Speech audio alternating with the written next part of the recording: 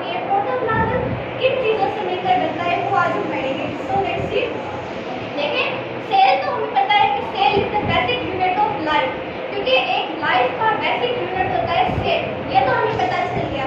अब हम देखेंगे प्रोटोप्लाज्म की केमिकली कंपोजिशन कैसे होती है, वो कैसे बनता है। तो देखें, फॉर एग्जांपल ये हमारे पास एक सेल है और हमें पता है कि सेल की मेम्ब्रेन को हम कहते हैं सेल मेम्ब्रेन, और ये हमारे पास एक न्यूक्लियस है और न्यूक्लियस की मेम्ब्रेन को हम कहते हैं न्यूक्लियर मेम्ब्रेन।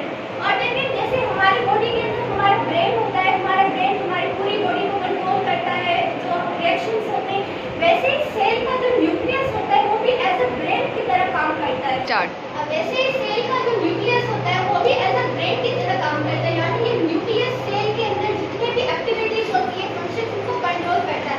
अब देखें, सेल के अंदर कुछ मैट्रिक्स होते हैं, तो matrix means liquid, matrix means हमारे पास मैट्रिक्स माने लिक्विड। तो देखें, सेल के अंदर दो मैट्रिक्स होते हैं, तो जो सेल के अंदर मैट्रिक्स होता है यानी लिक्विड होता है उसे हम कहते हैं साइटोप्लाज्म, यानी जो सेल के अंदर लिक्विड है उसे हम कहेंगे साइटोप्लाज्म, और जो न्यूक्लियस के अंदर मैट्रिक्स है उसे हम कहेंगे न्यूक्लियोप्लाज्म।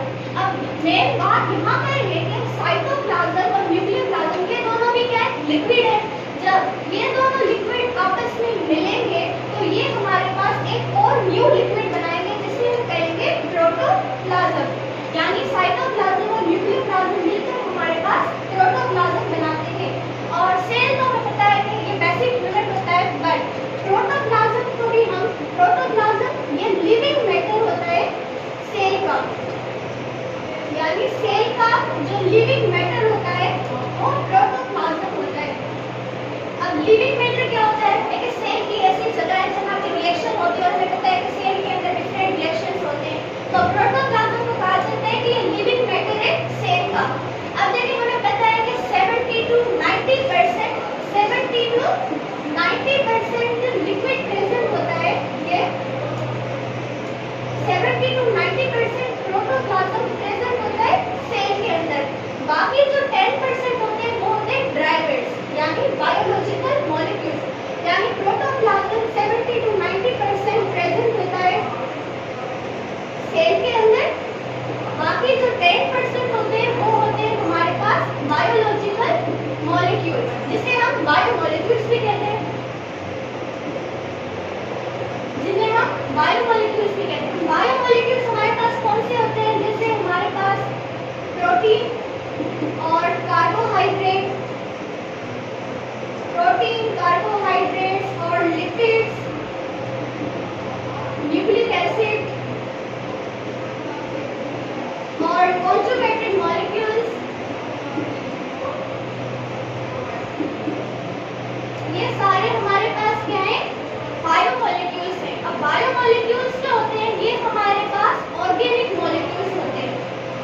अब बायोमॉलिक्यूल्स ऑर्गेनिक मॉलिक्यूल्स है, हम इन्हें ऑर्गेनिक मॉलिक्यूल्स क्यों कहते हैं, क्योंकि ये हमें मतलब लिविंग थिंग से ड्राइव होते हैं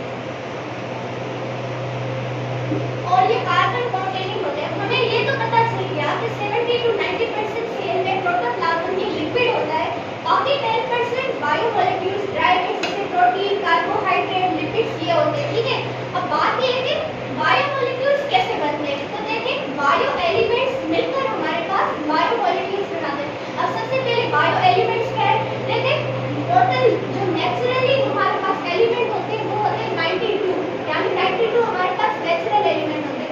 अब उनमें से 25 हमारे पास बायो एलिमेंट्स होते हैं, यानी टोटल नेचुरल अकेली 92 है, उसमें से 25 हमारे पास बायो एलिमेंट है, और 25 में से भी जो 16 बायो एलिमेंट्स है वो एक ह्यूमन बॉडी के अंदर प्रेजेंट होते हैं, यानी 92 नेचुरल एलिमेंट है, उनमें से 25 बायो एलिमेंट है, 25 में से भी 16 बायो एलिमेंट एक ह्यूमन बॉडी के अंदर प्रेजेंट होते हैं।